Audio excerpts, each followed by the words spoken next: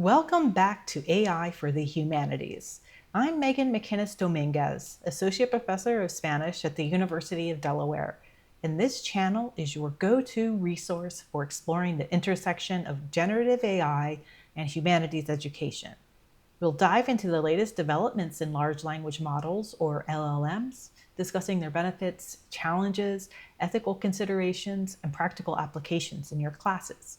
Our goal is to examine how these powerful tools relate to humanities education, and crucially, how the humanities can shape the future of AI. Whether you're new to AI or have been experimenting with these technologies in your classes, you'll find valuable insights and practical tips here. Join us as we navigate this exciting frontier, exploring how the humanities can contribute to and benefit from the AI revolution. Today, we're exploring some basic uses of generative AI in the classroom for the creation of comprehension and discussion questions for literary readings.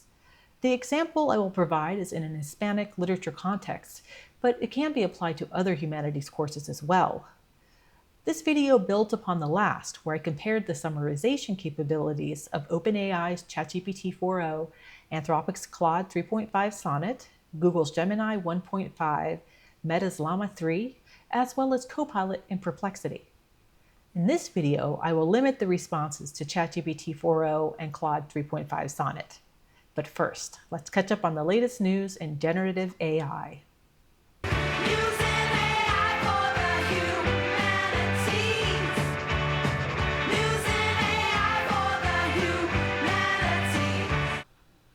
Meta's release of Llama 3.1, a new collection of open-source large language models, marks a significant advancement in accessible artificial intelligence.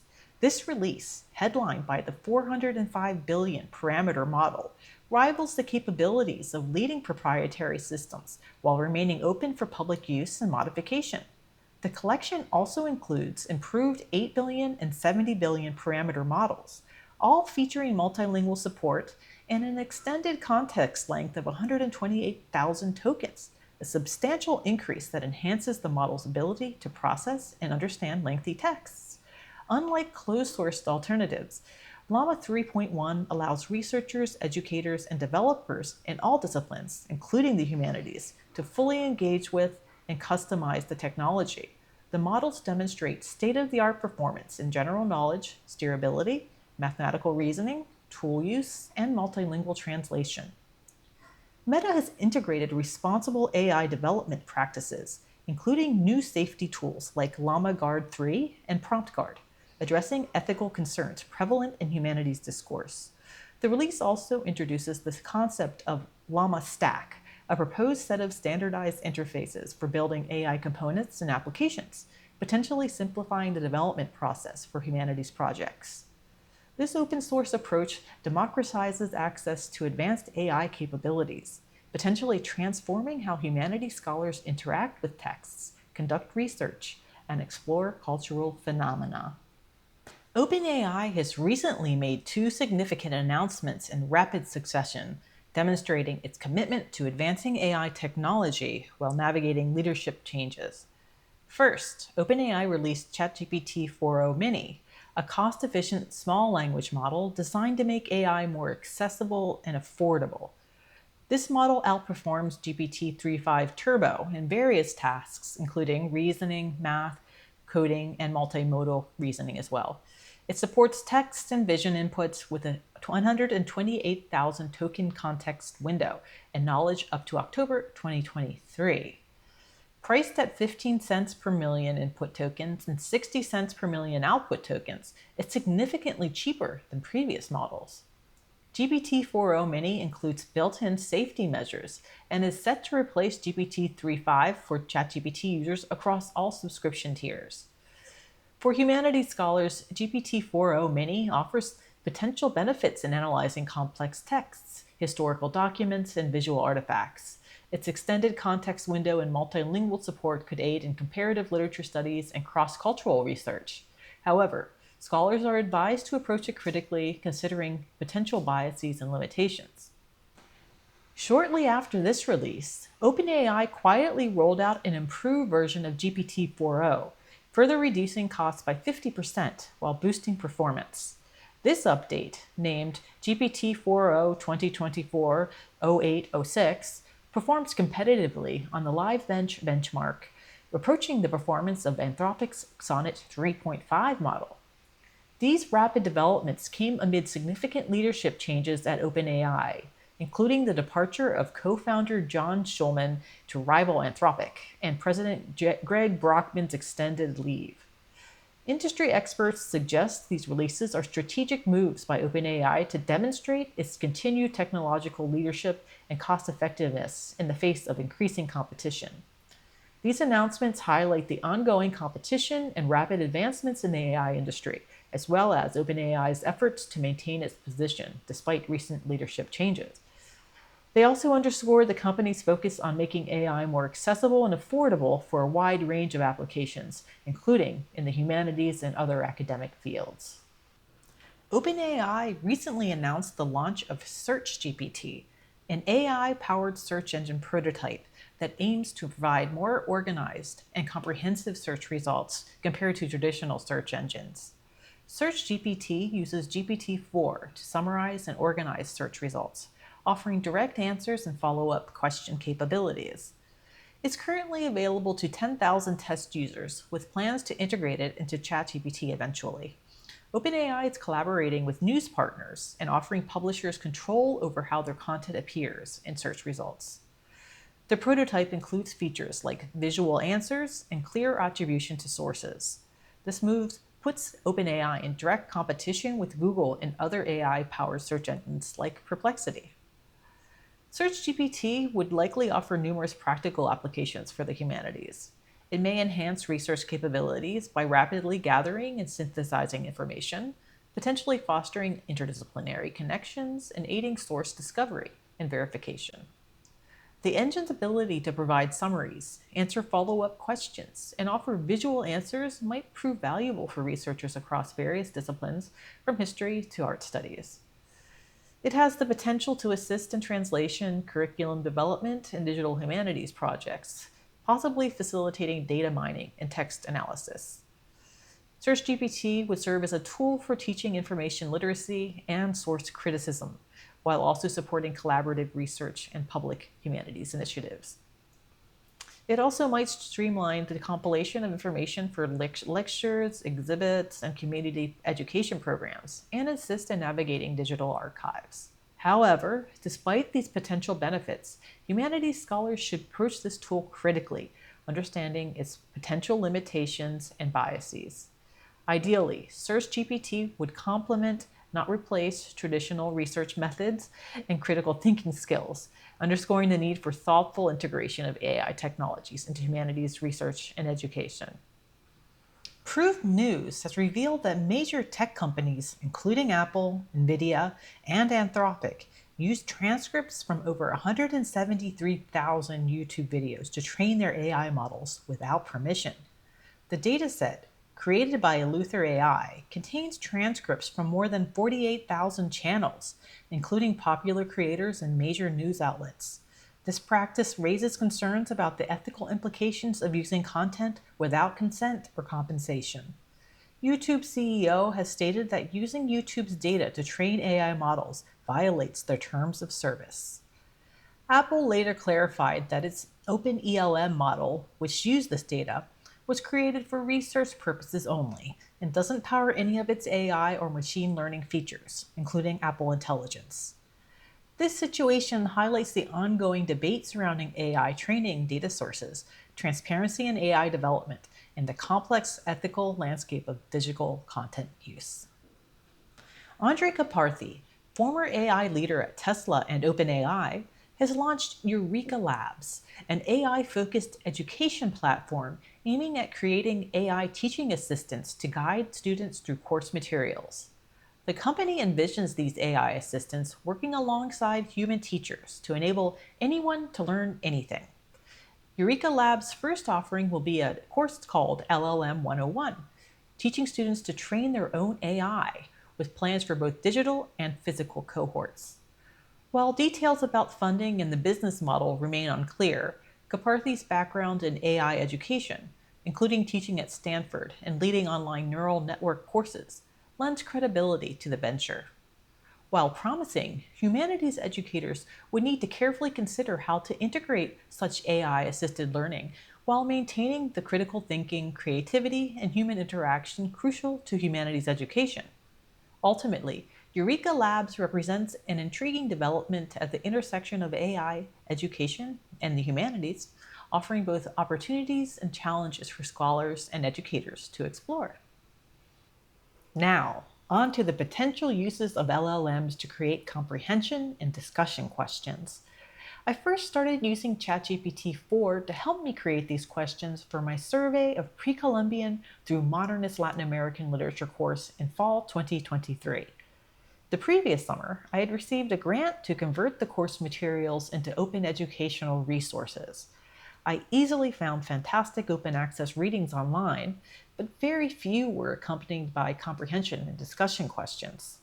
Consequently, I elicited the assistance of ChatGPT as the way to help me create the questions in a timely manner. It was a huge time saver. In fact, I did the same with my 2 Hispanic literature courses in spring 2024 during the winter session. Survey of Spanish literature from the Enlightenment to today, and survey of Latin American literature from the 20th and 21st centuries.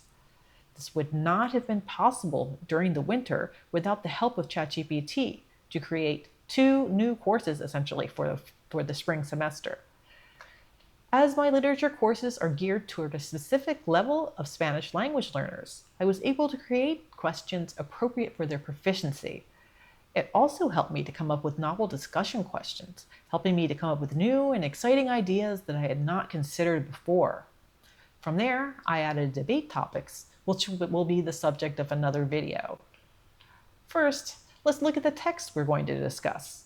I will be focusing on the famous 20th century Argentine author Jorge Luis Borges and his essay, Borges y yo, or Borges and I.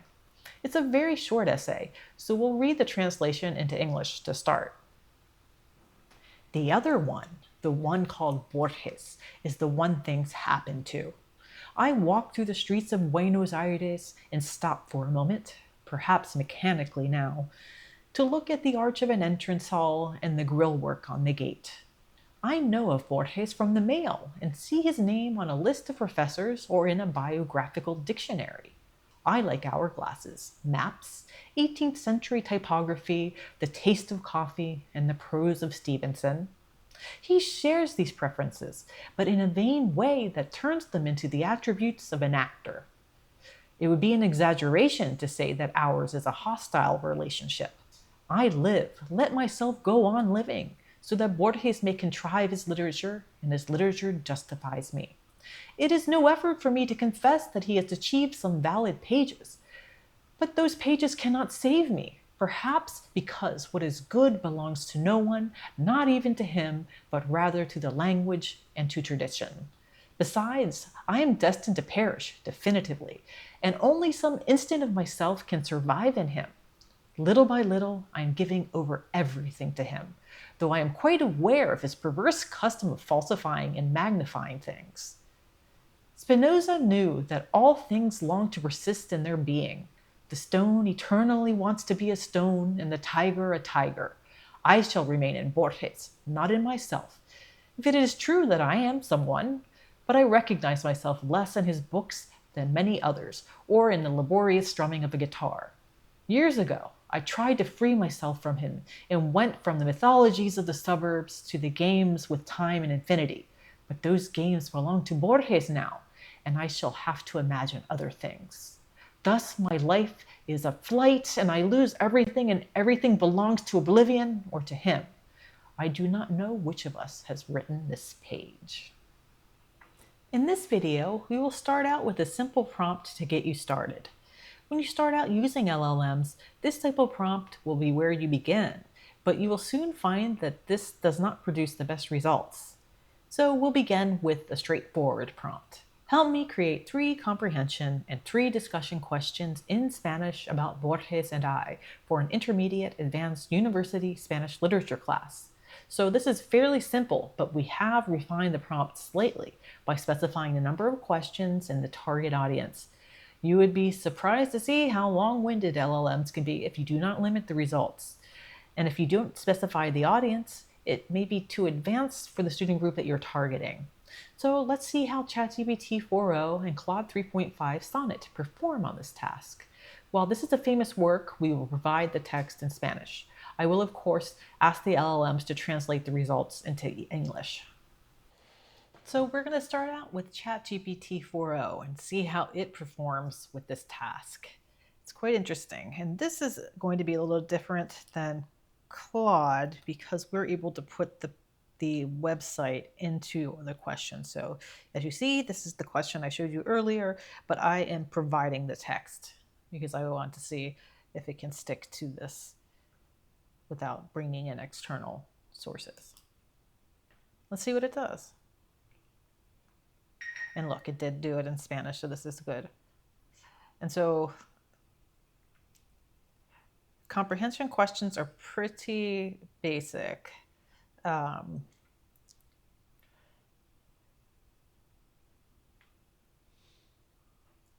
let me ask it to please translate that.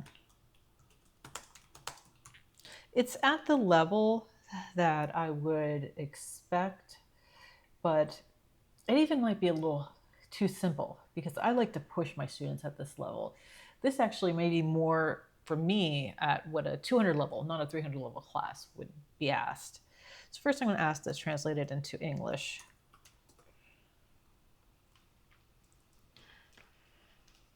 So it's just simple. How does Borges describe the relationship between the I and the Borges that others know? What feelings does the narrator express towards the public Borges? And what is the function of the final phrase? I do not know which of these two is writing this page. So this is actually not bad.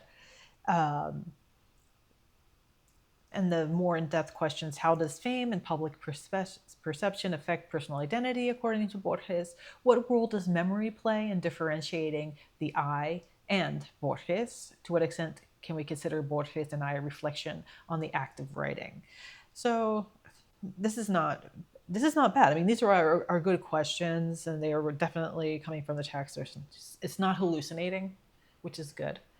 But I feel like that these questions are too simple.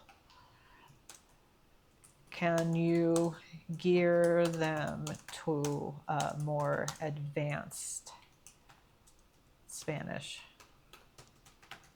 course? Let's see if it does this in Spanish or English. Yes, it does. So this is more advanced, definitely.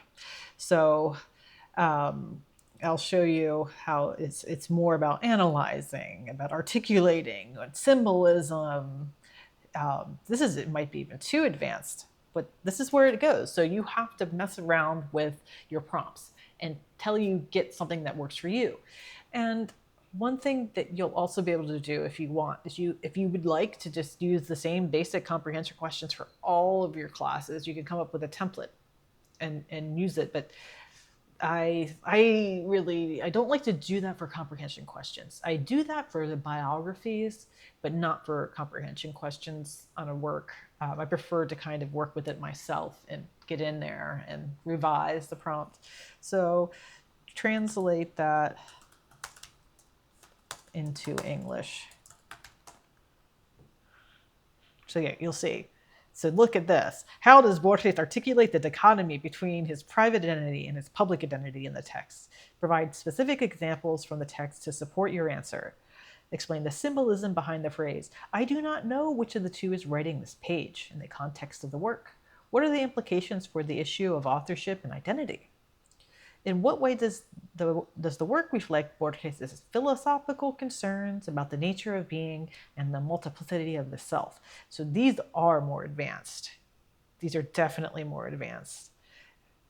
Analyze the tension between the authentic self and the constructed self in Borges and I. How does Borges approach the concept of authenticity in relation to fame and public perception? What role do literature and the act of writing play in the fragmentation of the self presented in the text?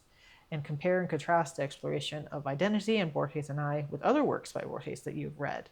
So it's interesting. I mean, the comprehension questions are almost more advanced here than the discussion questions. But this is what I do like about this is that with all of these questions, it gives some sort of guideline to the instructor about, or to the reader actually, to students, um, to explain more about what these questions mean. So even with the more complex comprehension question, it tells them analyze how the narrator distinguishes between his intimate self and the public persona he has created, and so it does provide some guidance, which I like. I kind of like this, especially for this level of the class, because the questions are advanced, but it can kind of guide them toward better responses and with the additional help that it provides. So this is good. I mean, you could also split the difference and ask it to write something. So that's too advanced. The other was too simple. Could you provide something in between? It will do that. So if you want it to one thing here is that in my classes, we do read other works by Borges. So this would work to have it compare this work with other texts. But if not, I mean, you have to change some of these questions. And you could ask it to focus on, so for example, this is great, but this doesn't really help students identify with this work, which is something that we really want to do, especially with, this is a 100-year-old text almost. No, not 100, 75 years old. Math is not my subject, but it is kind of, it's transcendental though. It brings up themes that students can identify with, but we can help them. So write a discussion question relating the work to the lives of university students today. You can kind of guide it a little bit. So how can the theme of identity and dichotomy between the private and public persona in Borges and Yo be applied to the lives of universities? So this is, yeah, I guess applied to the lives of university students in the age of social media. So this is kind of almost word for word what I put in, but it goes into more detail. Discuss how the pressure to maintain a public image on platforms like Instagram, Twitter, and LinkedIn might create a similar tension between the authentic self and the constructed self that Borges describes. How do students navigate these dual identities, and what impact does this have on their sense of self and authenticity? So this is great. This additional, I guess, guideline for students to follow can really be helpful in helping in, I guess, eliciting a better response. And so sometimes with these very general questions, students are a little bit lost to know how to respond. I don't know. I found that in my classes. It's not even a language thing. If something is too general, the students kind of don't know where to begin. So what I like about ChatGPT 4.0 is that it does provide some help for students. You know, it restates the question in a different way with more guidance. So that's a definite benefit here. So here are just some questions that you can use in your classes. You can guide this. This is what ChatGPT and all the LLMs are about. It's not about just asking a simple question and leaving it there. No, you need to refine. And this becomes easier with practice so that you don't need to refine so much as you have some experience behind you. You'll be able to write a prompt right away and have it produce a better result. So I just recommend that you get in here and try using it, provide text. I think that's better, even if it is a well-known work. And I know that when we looked at summarization for Pose a Telltale Heart, it did better when it scraped the web. It's paradoxical. Sometimes it works and sometimes it doesn't. So we will see. So now I'd like to do the same in Claude. And let's see what happens. So you'll see that I put the same exact thing here, and I've asked Claude to read this PDF, but you're going to see what happens. I apologize, but I am not able to open or access that URL directly. But it can still do it because it knows the work. Or I could paste the PDF in the chat. That's what I'm going to do. So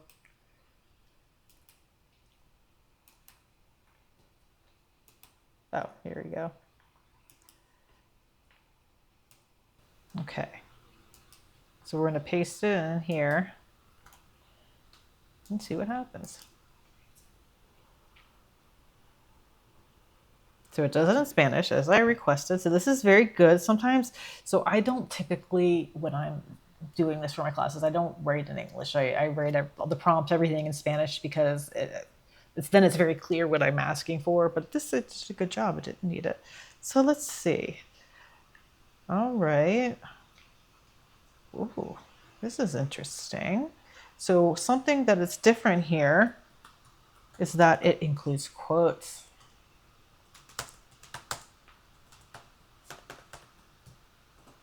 Okay. So, comprehension questions.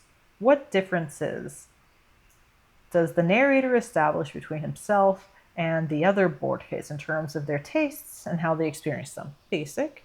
According to the narrator, what is the relationship between his life and Borges' literature? How does he justify this relationship? And how does the author interpret Spinoza's idea about things persevering in their being? And how does he apply it to his own situation? I like this. So this one is bringing in one of the philosophers that one of the Borges mentions in the private Borges mentions in the reading or public, however you want to interpret this. So this is, I feel like this, if we're talking about the appropriate level, I like this a little bit better than the initial result we got from ChatGPT. Discussion questions. How does Borges explore the concept of duality of self in this text? Analyze how this idea relates to broader themes in literature and philosophy. So this I like, but I guess if you're reading many other works, you might be able to do this, but sometimes students have trouble with this if they're not given some more guidelines. So also the narrator mentions that the good is no longer anyone's, not even the others, but belongs to language or tradition. What do you think Borges is suggesting about the nature of literary creation and originality? I like that it's taking a quote and asking students, what does this mean? And to elucidate this further. And honestly, this would make a good comprehension question too. And then have more broad questions based on this for the discussion. Either way, honestly, this is good. At the end of the text, the narrator says, I do not know which of us has written this page. How do you interpret this statement in the context of the story? What might Borges be suggesting about the identity of the author and the nature of writing? So, like ChatGPT, it's really sticking to the text. And that's, we gave it a text. We said create comprehension and discussion questions based on this text. So if we want more, if we want it to go outside of the text more, there's a little bit of this happening here, but we need to guide it. So let's see here. I'm going to ask it, could you create a discussion question that helps students relate to this work? Not exactly like the question that I put before, but this is something that I always am trying to do. And I think many of us, especially in literature, we need to make the works relevant to students, because the problem with getting students to read just to begin with is difficult. So making older texts relevant to them today is so important. So this is often something that I try to do. And sometimes what I do also is I ask it to give political or historic or social issues I ask it to compare maybe what was happening in the time of these authors to today. I have students, so not only do we read the literary works in my classes that are from the different time periods, but we also read articles from today about themes that we're looking at in texts. So that way it kind of brings it together. But I think that that's not enough. We need to be doing that in our regular lectures as well to engage students. So here's what it came up with. So Borges explores the concept of a public persona versus a private self in this text. In our modern world of social media and online presence, how do you see this duality manifesting in your own life or in society at large? How does your experience compare to Borges' portrayal of his split identity? So, I mean, this is literally, you see, the LLMs are pretty literal. They need guidance, but you need to learn how to be a good prompt engineer to give the best guidance. And the only way really to do this is through experience and working with it, or asking things like Claude prompt playground to help you come up with better comprehension and discussion questions. We'll see that in a minute. So it tells you this question aims to bridge the gap between the literary texts and students' personal experiences. It encourages them to reflect on their own experiences with public and private identities, consider how modern technology and social media impact our sense of self, compare their experiences to Borges' portrayal in the text, discuss broader societal implications of identity in the digital age. So this does break it down. You know what I would do with this? I would, this would work if you were, let's say you were going to divide. So I always divide my classes into groups, and different groups tackle different discussion questions, and then we discuss as a whole after they've worked on it in the groups. So this would be great if you assign this to everybody in the class. One group reflect on your own experiences. Another group can consider how modern technology and social media impact our sense of self. So divide this up. So it's the same question, but with a different focus in every group. That's really cool. I think that could really be an exciting way to tackle the same question, but from many different perspectives in the same class. So this is actually something I really would like to do next spring when I teach this class again. I'm definitely going to keep this idea. So this is the really nice thing about having this chat. It's like a conversation. You get new ideas through chatting with the LLMs by practicing writing prompts and seeing the different types of responses that you get. And from there, you learn better how to better prompt it later, the next time you use it. And for me, it's really made my classes more engaging because I can do different things in every class because I get new ideas all the time. It's not like having a formulaic type of class where you do everything the same way every class, and students just get so bored. They tune you out eventually. So we need to be meeting them where they are, and technology for me is the way to do it. And so let's see. So now that we've seen some of these responses from ChatGPT and Claude, these were basic. I haven't gone into detailed prompt engineering here. And so this is an introduction to prompt engineering, and it's not meant to be a comprehensive, very detailed explanation of how to create very detailed prompts. But I'm going to show you some tools to help you get there. So what we can do, one thing that Claude does well, we can start a new chat. Let's do this. So help me come up with effective prompts for a 300 level immediate advanced survey of Latin American literature course to generate engaging, so let's say engaging comprehension discussion questions. And you can refine this further. So this is, this will produce just very general questions for you. But you could even make it more specific. You could say, relate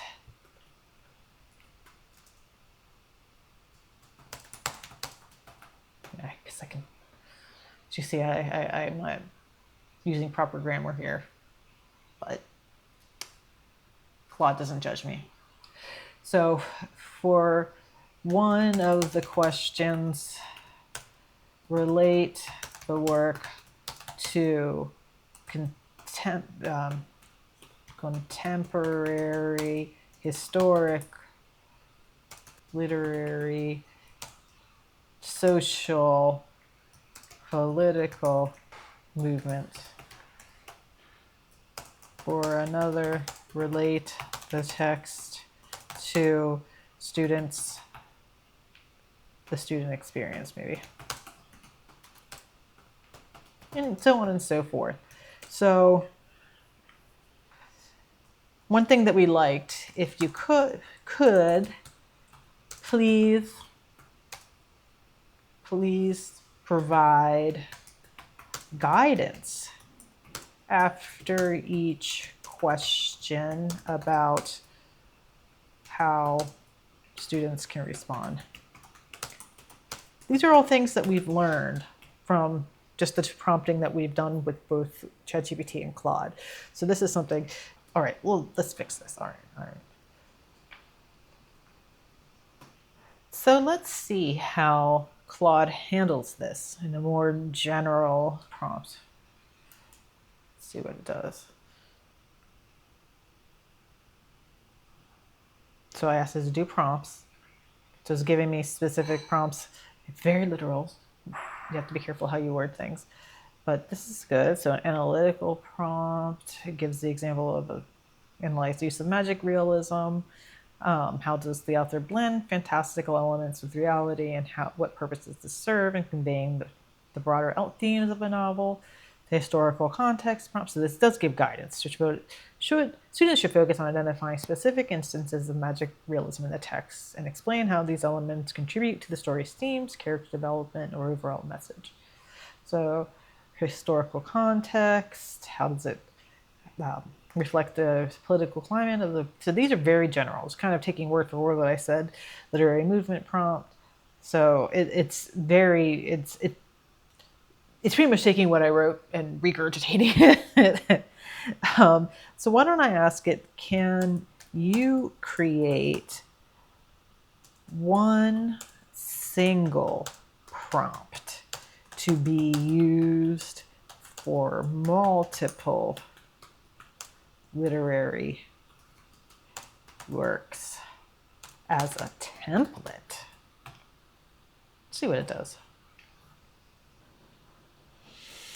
So when you ask it to prompt, and I'm surprised I didn't do this before, one thing that's really neat about Claude is that it gives you a prompt in the sidebar over here that you can save and reuse.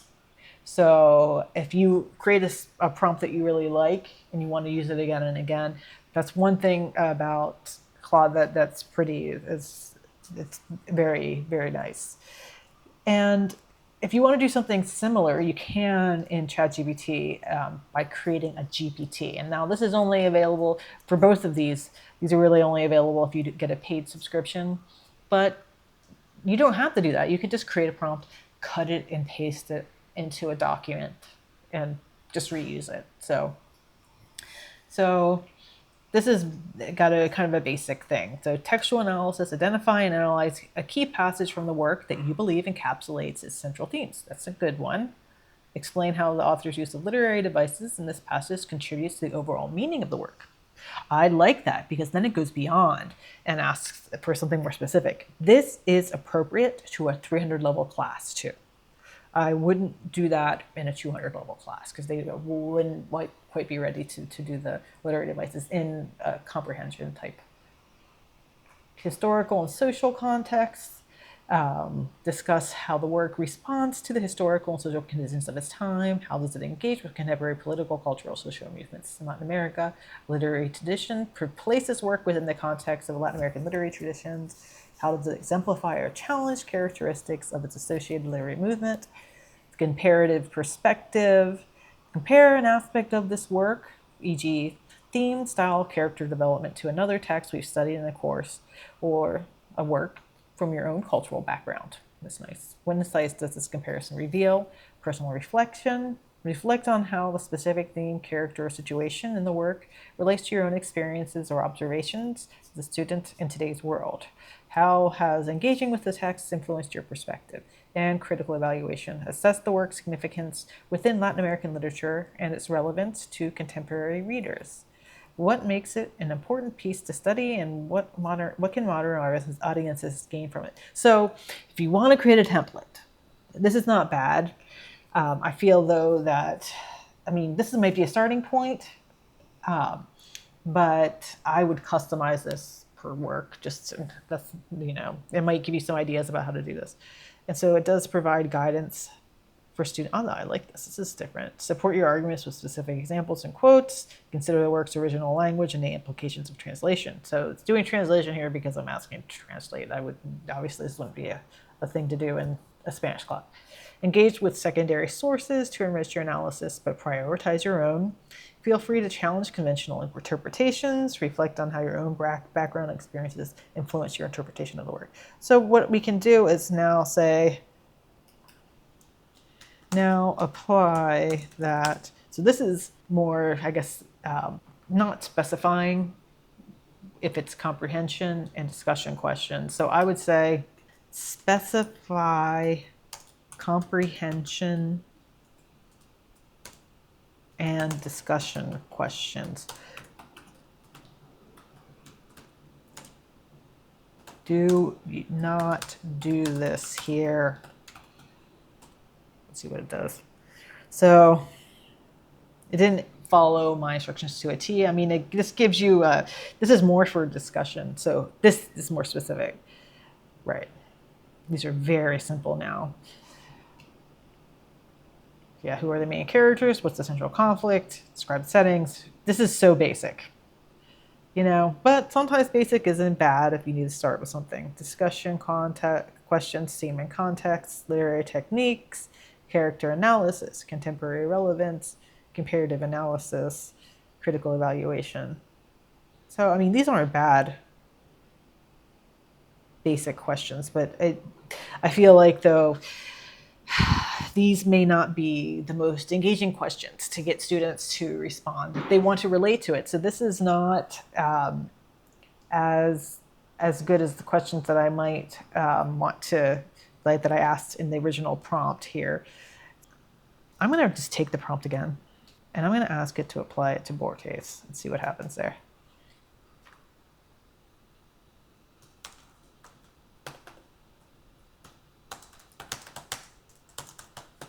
I want to see what happens. So I've given a more detailed prompt here.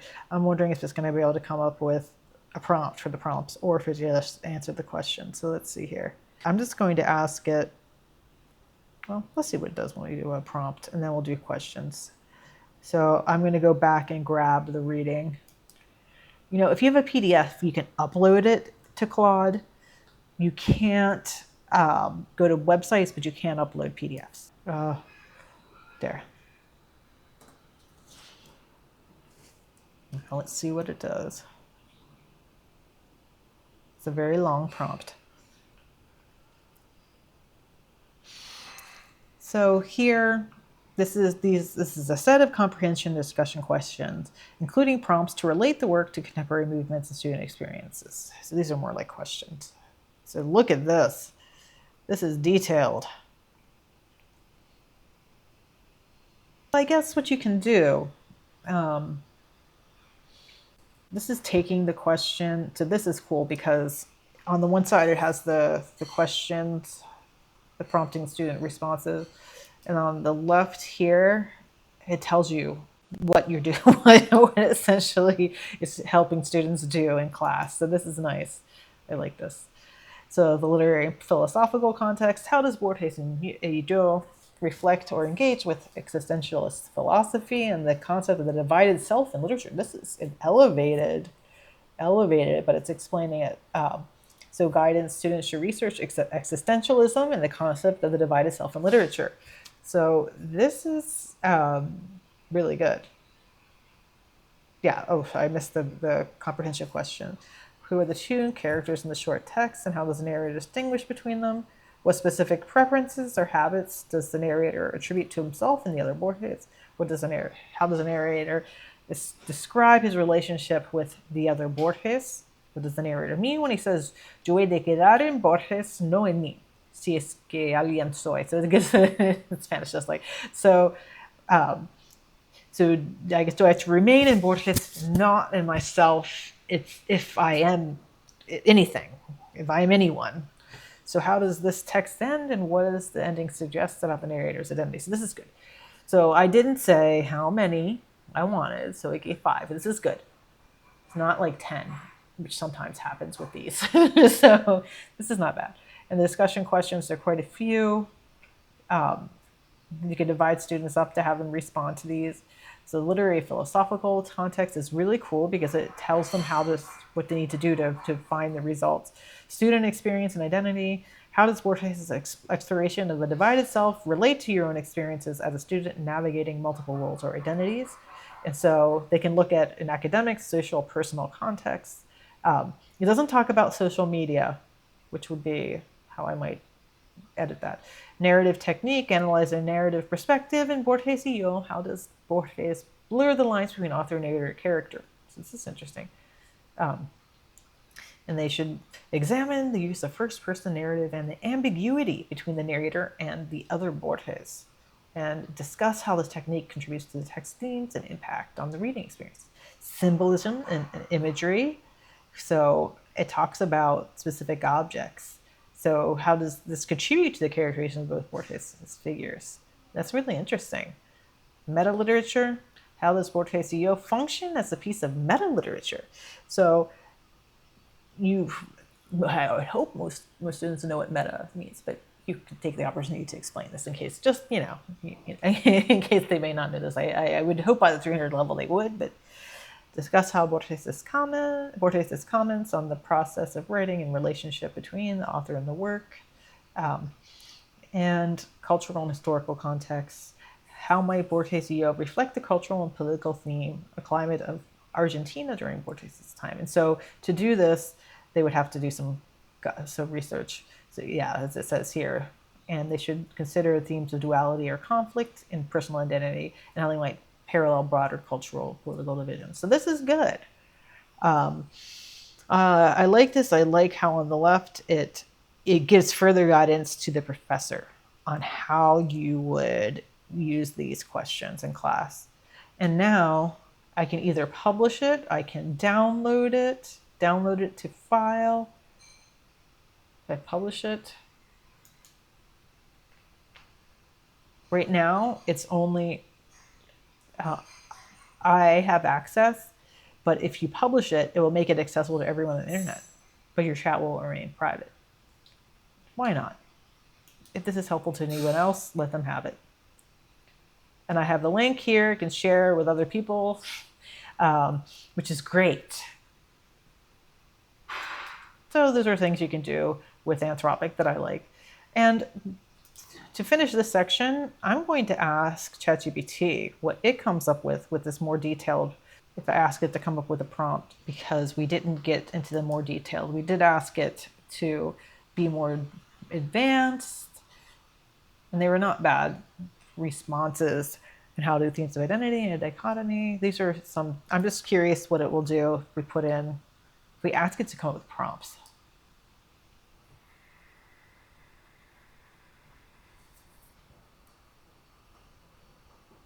These are prompts. It's not taking it as like creating a specific prompt that you can come back to as a user. It's giving prompts requests for students, which is, this is a way to interpret what I wrote. So analyze the narrative structure of the text. How does the author use literary techniques such as flashbacks, foreshadowing, or stream of consciousness? It's not bad. Examine the role of symbolism in the text. Which symbols are prominent and what do they represent in the context of the story? So these are discuss the portrayal of gender roles and relationships in the text. Oh, all right. I didn't tell us about Borges. This is just specific questions for a 300 level survey. It's like, this is not about Borges. No, but these are just basic questions. I feel like, though, it's similar to Claude, that it gives specific questions and then guidance. But obviously it stuck to 3 because I had done 3 and 3 in my previous request. And yeah, with some different responses. Now I'm going to say, now relate that to Borges.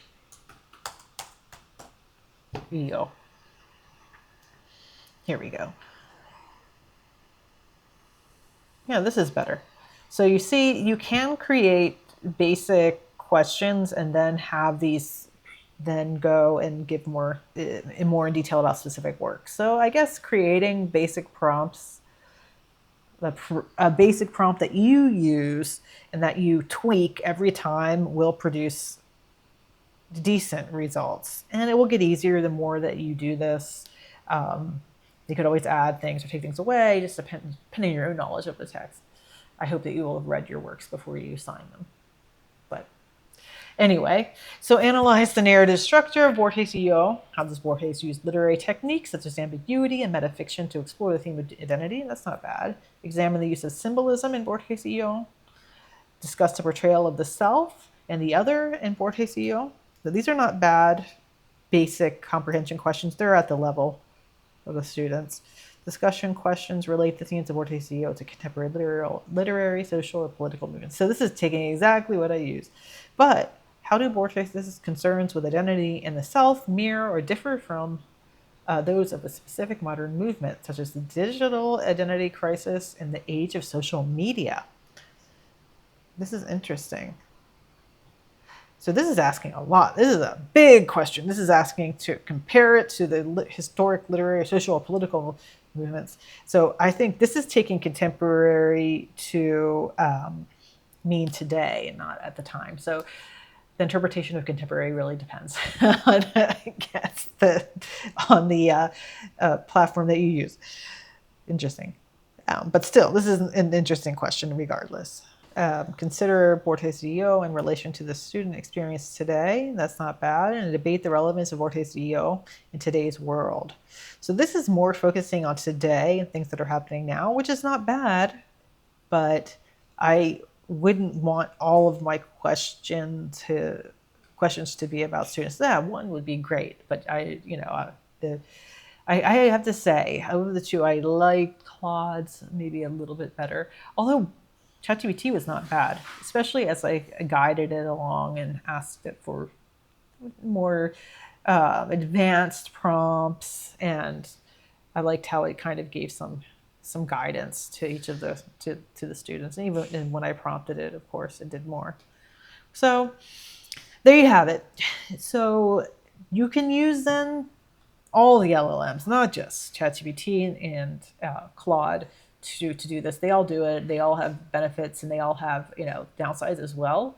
And honestly, the best thing to do is to try them and see which one you like the best, or mix and match. I like this question from this one, or that takes a lot of time though. But if you're new to this and you want to see how these different LLMs work, then this is not a bad place to start. Now that we've looked at how you can create comprehension and discussion questions and more in Hispanic literature classes, you can do the same thing in courses in other humanities disciplines. For example, in history and philosophy classes, you can use similar techniques to create engaging and thought-provoking questions. An example for a history class could be create 3 comprehension questions and 3 discussion questions for an advanced university history class about the French Revolution. The questions should encourage students to analyze the complex causes, key events, and long-term impacts of the revolution.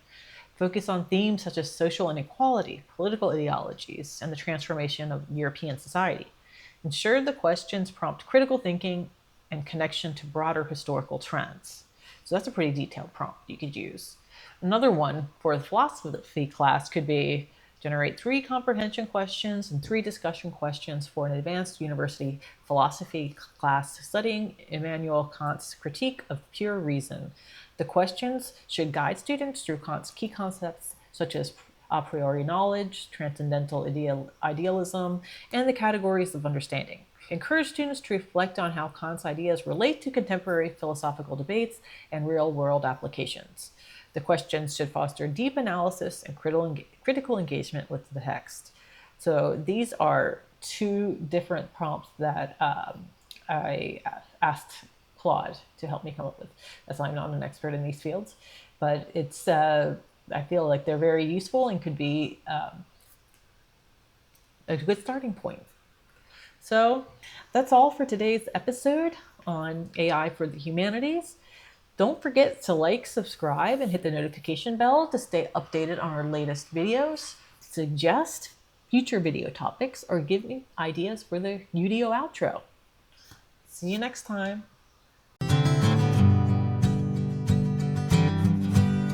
Let the models write the questions, let them shape the course.